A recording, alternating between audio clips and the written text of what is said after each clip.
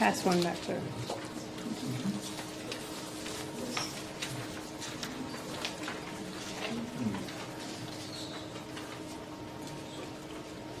Okay, so chapter 10 is all about itemized deductions.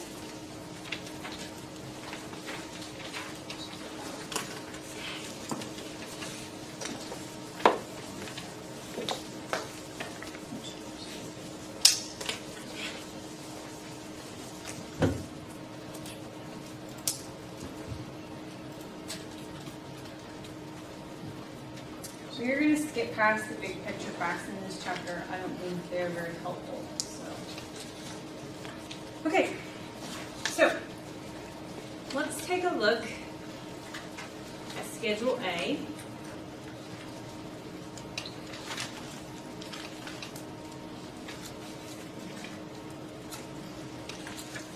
So here's your Schedule A for itemized deductions.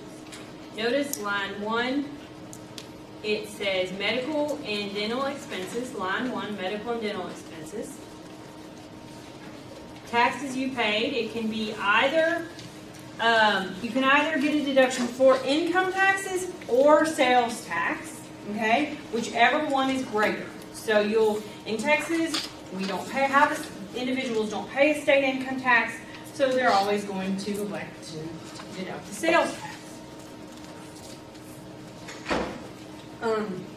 We have real estate taxes, personal property taxes, or any type of other taxes that are up there. Look down at line 10. This is where we see our home mortgage interest and our points that we pay. Also, mortgage insurance premiums are up here. And then we have gifts to charity under line 16. So gifts to charity is actually pretty complicated. For individuals, for entities it is not at all, but for some reason for individuals it is very complicated. We will get to charitable gifts either next Monday or next Wednesday, and I'll give you a handout that I've created on it because it is, in my opinion, one of the more complicated things that you'll do in this class, and we won't get to it until either next Monday or Wednesday. But we're going to talk about gifts to charity. And we just talked about job expenses, all this stuff subject to the 2% limit, so that's Schedule A. That's what we're focusing on in this chapter. Okay.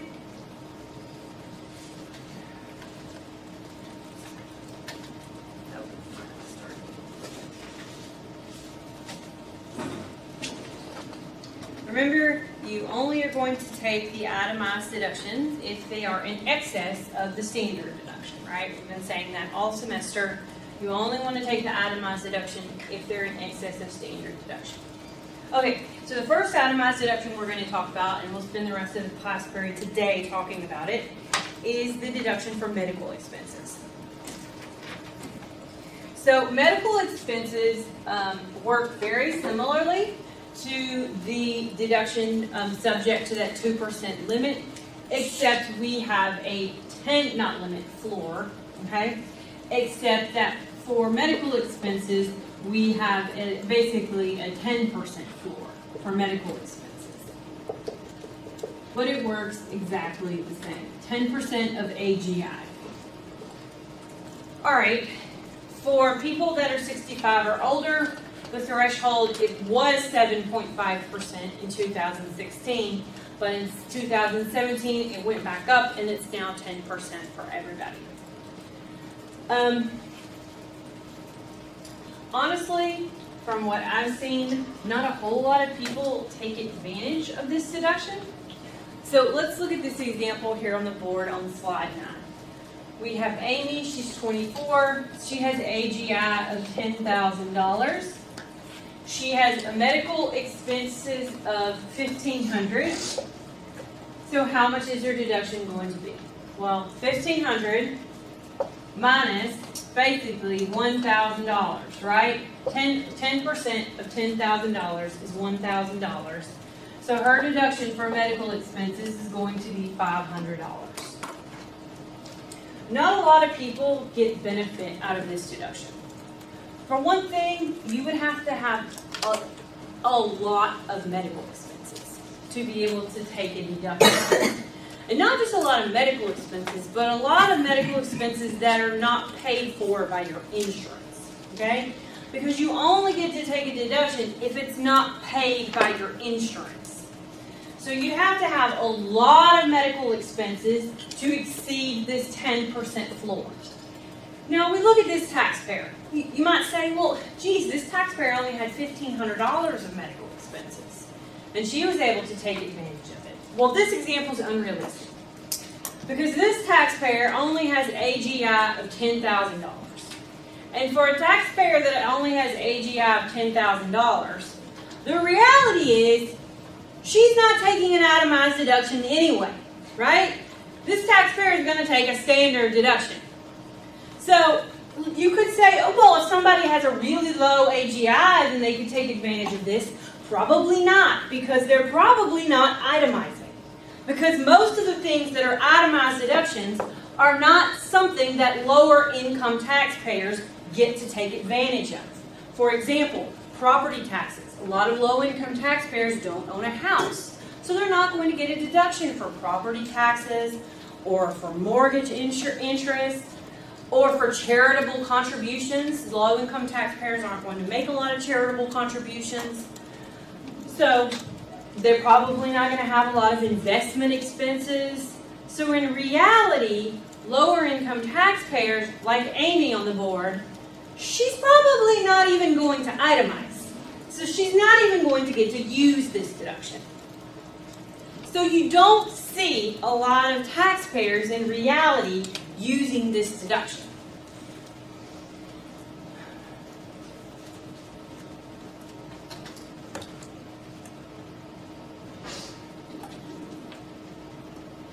So, what are some things that are considered to be medical expenses? If you take a look at this handout that I've given you, it shows you a list of some things that are deductible and some things that are not deductible. Okay, so let's just take a look at this list. Some things that are included that you might not think would be: Social Security tax for a worker providing medical care. Weight loss programs to treat obesity, treatment of a drug or alcohol center, etc., etc. Birth control pills are covered. Prescription medicines are covered. Obviously, if you go to the hospital, that's covered. Okay? So some things that aren't covered: maternity clothes, diaper services, nursing care for a healthy baby, social activities such as dancing or swimming lessons, health club dues, weight loss program to improve general health, surgery for purely cosmetic reasons, toothpaste, toiletries, cosmetics, etc. So you can take a look at these things.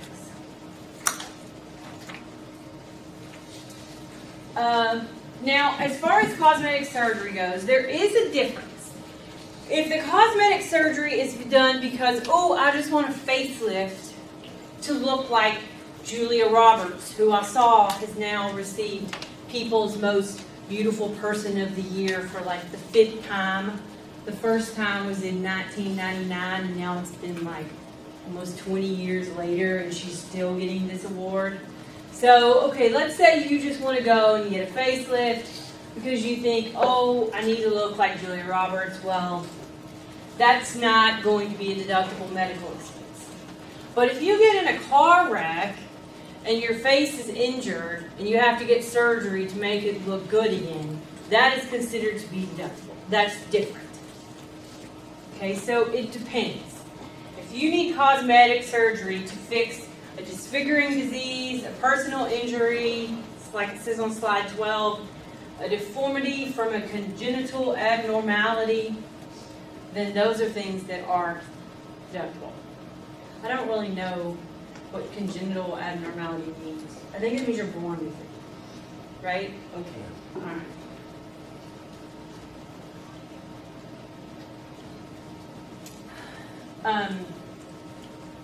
Medical expenditures are deductible in the year that they are paid.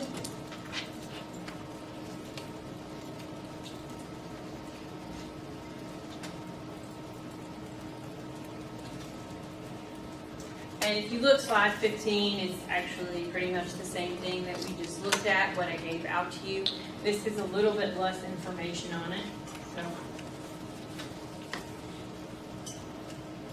Okay. Nursing home expenditures. So if the primary reason that you're put in a nursing home is medical, then all the costs associated with the nursing home, like on slide 16, including meals and lodging, are deductible medical expenses. But if the primary reason you're put in there is personal, like it's just more convenient for your relatives, then only the medical costs qualify. So if you're getting prescription medicines or nursing care at the nursing home, then that is still going to be covered. But the actual cost of the lodging or the meals at the nursing home will not be covered. So if we look at example 4, we have Norman, and he has a chronic heart ailment. In October, his family puts him in a nursing home equipped to provide medical and nursing care. It costs $80,000 during the year, and $50,000 is directly attributable to medical and nursing care. So is he going to be able to deduct $80,000 or $50,000? $80,000, right? Because the primary reason he's put there is medical. Yes. How do you determine that? Because a lot of times, if you're being placed in a nursing home, you have like medical issues. But so how do you determine if it's personal or? I mean, it's subjective. You're right. I mean, it is a test of facts. But I mean, it honestly depends upon what kind of ailment the person has. You know, like if someone, like for example, if someone has Alzheimer's, there are varying degrees of Alzheimer's. So once you get to a point where you need help, somebody taking you to the bathroom all the time, reminding you, you know, not to turn on the oven, you know, once you get to that point where you need more full-time care from, you know, someone who's, it's just an example, then that would be a point where you would go to a nursing home. So like, my grand took care of my uncle for a while because he had Alzheimer's. He had early onset Alzheimer's, so he was diagnosed at 55 with having Alzheimer's. And her reason why she couldn't take care of him, why it got to that point where it was no longer personal, was he's a 55-year-old man, and I literally cannot physically force him to do anything he doesn't want to do. So it got to a point where it was past the point of personal and moved to the point that I can no longer take care of him physically, you know, so we got put in a nursing home. So it is a question of fact, you know, as to how you, is it really personal? Is it medical? I mean, there's always going to be some combination of both.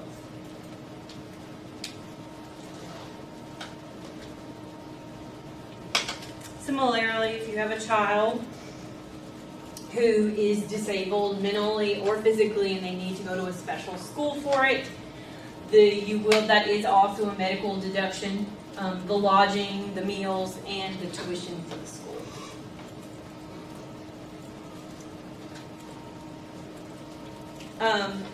There are some expenses that are things that you do to your house, like putting in a pool or putting up one of those little ramps that go up the stairs so you can sit on your little chair and go up the stairs, you know, when you get older. So these are permanent improvements that you make to your house that are related to, you know, some sort of medical disability. So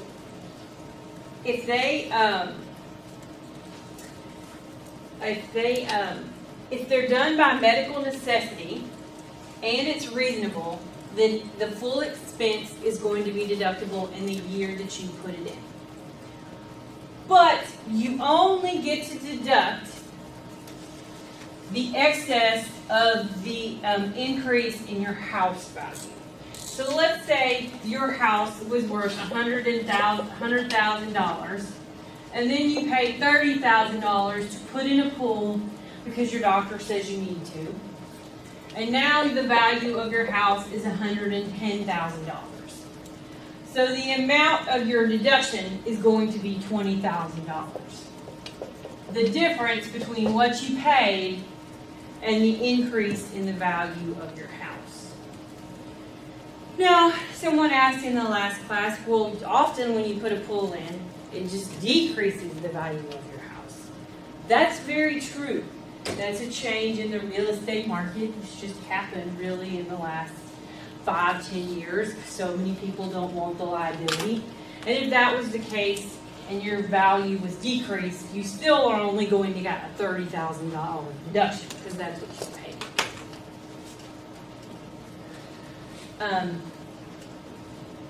The book does mention one exception. It's not really an exception if you ask me, but if you remove structural barriers to your home because someone's handicapped, that is deemed to add no value to your home. In reality, it probably doesn't add value anyway, but it's deemed not to add any value, so the full expense is going to be deductible. It's going to be a medical expense.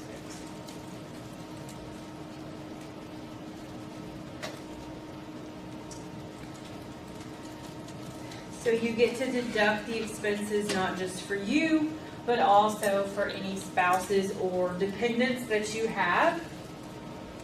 Some things to note, if you'll remember at the beginning of the semester, we went through all those tests to determine who is a dependent and whatnot.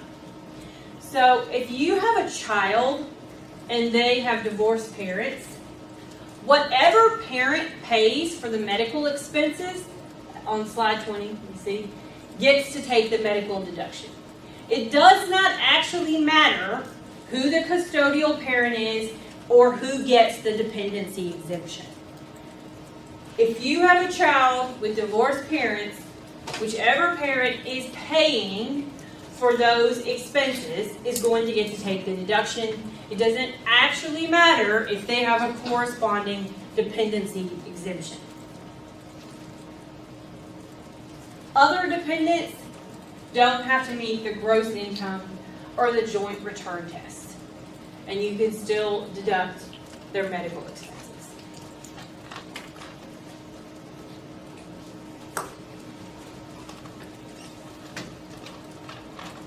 Okay.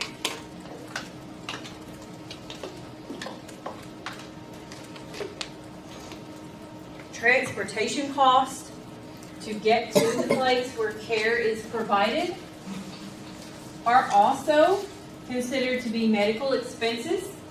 You are limited to 19 cents per mile. And lodging while away from home is limited to $50 per night per person.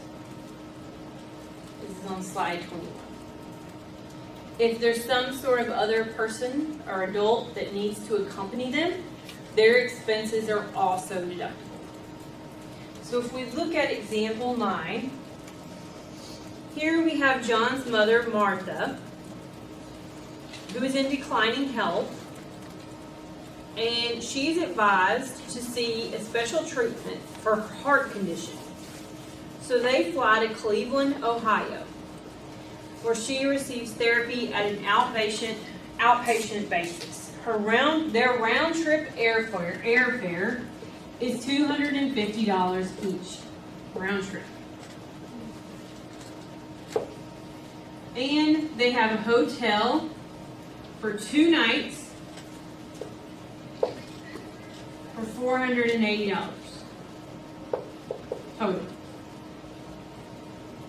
So the question is, how much of a deduction are they going to be able to take? So how much of a deduction are they going to get from the airfare? What do y'all think? $250 or $500?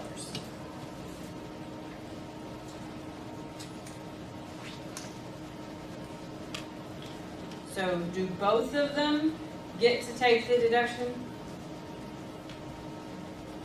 Yes, right? Because the mother needs the accompaniment of her son. She's sick. They both go. So the son is going to be able to take a deduction for $500. Medical expense. What about the lodging? How much are they going to be able to deduct for the lodging?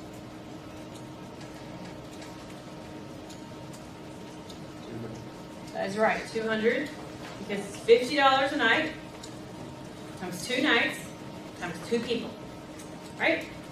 $200. $50 a night a person.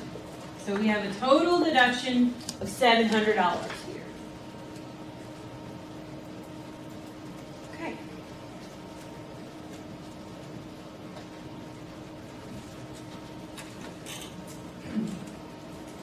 Now, what about medical insurance premiums? Along the same line. How are these deductible? Is this going to be part of the medical expense deduction? Well, the answer is it depends. So if you're self-employed, your medical expenses are going to be on Schedule C above the line. Okay, this is your premiums. Your premiums. We're talking about premiums here.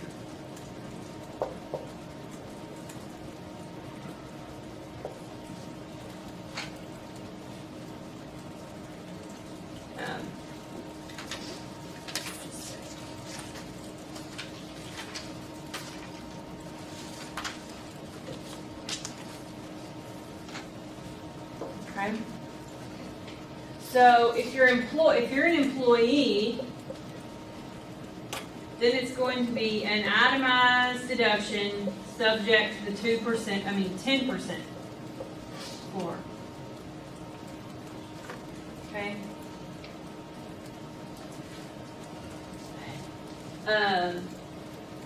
If the employer of the employee pays for part of those premiums, we basically don't do anything with it. We don't include it in income, nothing. But the percentage that the employee pays is going to be itemized subject to that 2% floor. Now, what happens when the insurance company actually makes payments to doctors or to you for medical expenses? Do you report anything in income then? No, right? This goes back to the beginning of the semester, right? If you're receiving money back from insurance, so long as it's to pay medical expenses, there's nothing to report. You're good.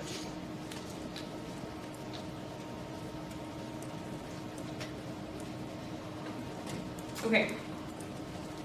So like slide 24, self-employed is for a deduction for AGI, and it's not only for the person that's self-employed, but it also applies for spouse and family.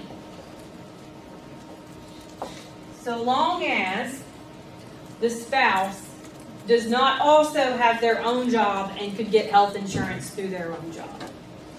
So if you have a husband who owns his own business and his wife is a school teacher, and because she's a school teacher, she could get health insurance through the school, then he can no longer deduct her portion of health insurance because she could get insurance somewhere else.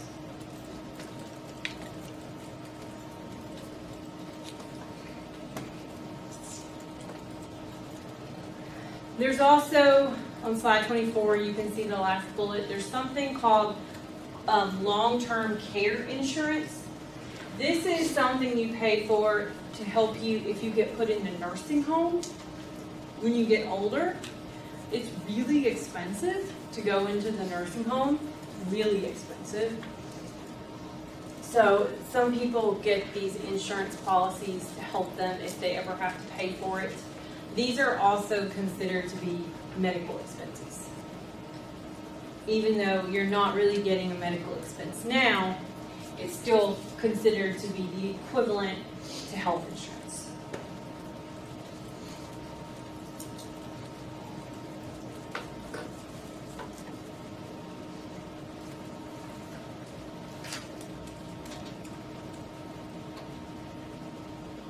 So, and if we look at this prior example here, I'll go too fast. So we have someone who's self-employed and he paid $12,000 for his own coverage and $8,000 for his wife. So his deduction is going to be an above-the-line deduction of $20,000 for his health insurance premiums. Okay. We've kind of already talked about this. Slide 26. What happens when your medical insurance company reimburses you? So if you're reimbursed in the same year as you pay expenses, there's nothing to actually do. Okay, there's nothing to report. No real problem here. Nothing to report. But what happens if you are reimbursed by your medical insurance company a year after you've already taken a deduction? So if you remember back maybe a month ago, we talked about the tax benefit rule. So this is where we see that tax benefit rule coming back into play. So if the taxpayer received some sort of benefit from that deduction in a prior year, then we're going to have to include that reimbursement in income in the current year. So if we go to the slides, slide 27. A taxpayer who's 35 paid medical expenses of $4,200 in 16. Also in 16, she was reimbursed $800. So that means her deductible medical expenses are going to be $4,200 minus the $800 that was reimbursed by her medical insurance company, or $3,400. And then we're going to have to subtract out that 10% of AGI. We don't know what this taxpayer's AGI is, but we would have to subtract that out. Now what about if that $800 that was reimbursed did not get reimbursed until 2017? Now what? Okay. Well, now we potentially have this tax benefit rule coming into play.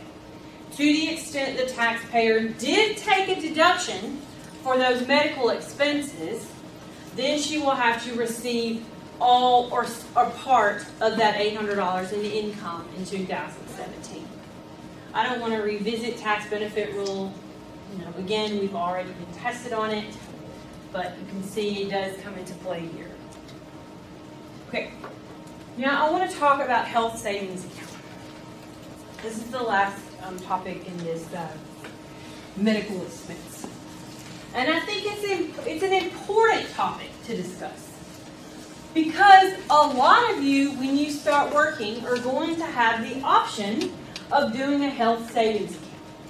And it can be a really beneficial way for you to save on your taxes and a good way to deal with health insurance.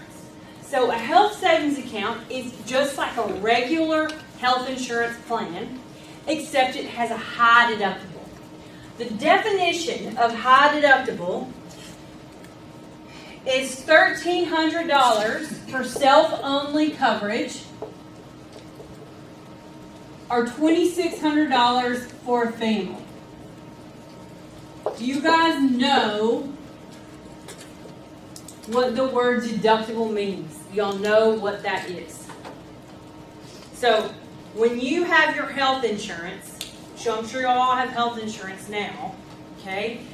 Let's say you have a $500 deductible. That means before your health insurance kicks in and pays anything, you have to pay $500 out of pocket. So health savings account has a high deductible, high being defined by the IRS as currently $1,300 for self, so you're only insuring yourself, or $2,600 for your family. That is an annual deductible. So each year it resets, okay? If you have this type of plan, you can choose to have a health savings account if your employer offers it. The benefits of having a health savings account, there's really two components to it. So the first component is your premiums, your regular medical insurance premiums, which are going to bring in the same rules that we just discussed. If you're self-employed, the premiums are an above-the-line deduction.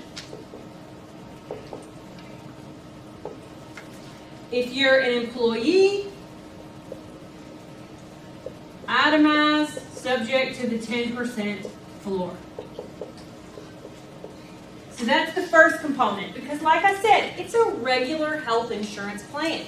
We have monthly premiums you're going to have to pay. The second component, which is what makes the HSA account interesting, is the contributions to your health savings account. This is an above-the-line deduction for everyone. Okay? Doesn't matter whether you are employed or self-employed. And if you look at a 1040, line 25, on page 1, is where you put your HSA contribution. There are limits. You can only contribute $33.50. Limits. $33.50 for self and $67.50 for family, plus an extra $1,000 if you're over 55. All right. What does that mean? You contribute to your HSA. First of all, it's really tax beneficial because you get an above-the-line deduction up to these thresholds. So this is a reduction in your adjusted gross income, which is a deduction in your taxable income. Another great thing about this is your account. You're not giving this money away. You are just moving it into a savings account. It is still your money. So you're getting a deduction, and it's still your money. But this money, and what happens when it gets taken out of the HSA account? If it is used for medical purposes, that's also tax-free. So you get a deduction when you contribute it to the HSA, and when you take money out of the HSA to pay for medical expenses, that's also tax-free. So you get tax benefits on both ends. You get a deduction when you put money in, and when you take money out, you don't have to pay any taxes on it so long as it is used for health expenses. Qualified medical expenses is what it says on the board. So that's great, right? Double the benefit. Now, there are limits on how much you can contribute tax-free. I have read an article recently that HSA accounts more and more are starting to be used as a source of retirement planning, not just a source of income tax planning, because of how favorable the tax code is toward HSA plans. Now, once you reach age 60, I think it's 60, you can no longer contribute to an HSA account. No, it's 65.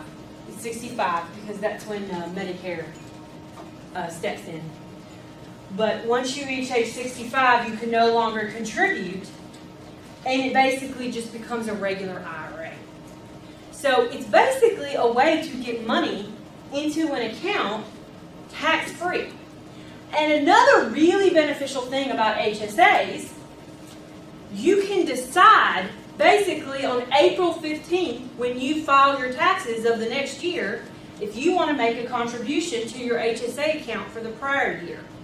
So let's say you're filing your 2016 taxes in April 2017, and you say, my taxable income is more than what I want it to be.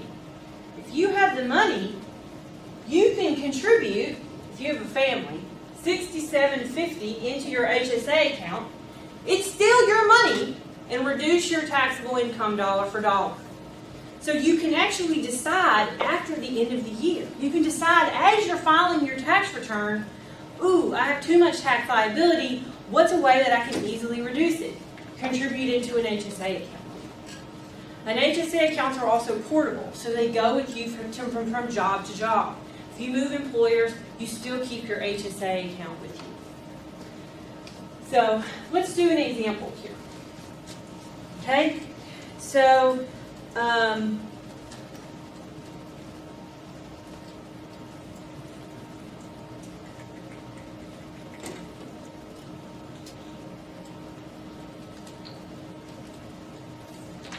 here it is, example 15. Adam, who is self-employed, made 12, so he's self-employed, that's important, self-employed, made 12 monthly payments of $1,200 apiece to his HSA. Okay, $1,200. What's the next question we need to know? How much of this $1,200 is premiums and how much is contributions to HSA? It says that it covers him and his wife and their 2 kids, so it's a family plan. It says $675 was for the actual policy. So that's for the actual premiums. And the rest, or $525, is for the contribution to the HSA. So since he is self-employed, where is the $675 for premiums going to be deducted? Above the line, right? No issue here, no question, okay?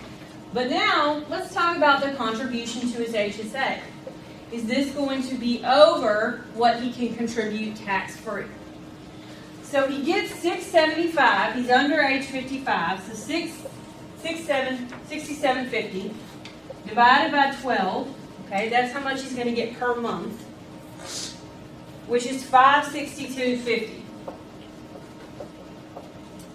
Since he is contributing $525 a month, that is under the limit, so all of this is going to be an above-the-line deduction. The premiums are an above-the-line deduction on Schedule C, and the contributions to the HSA are an above-the-line deduction on line 25. Okay? So he's going to be able to deduct all of it. Now, let's say he had been self-employed. an employee. Let's say he'd been an employee.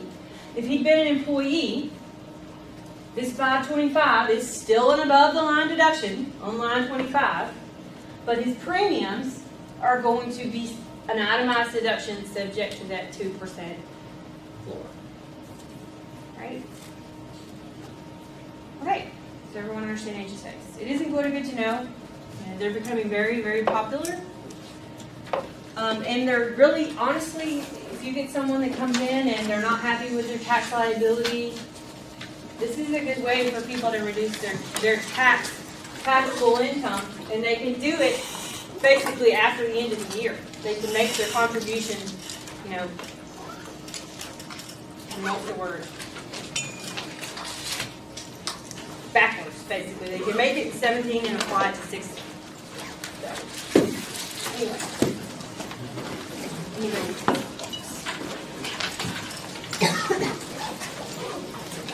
Just 1 second.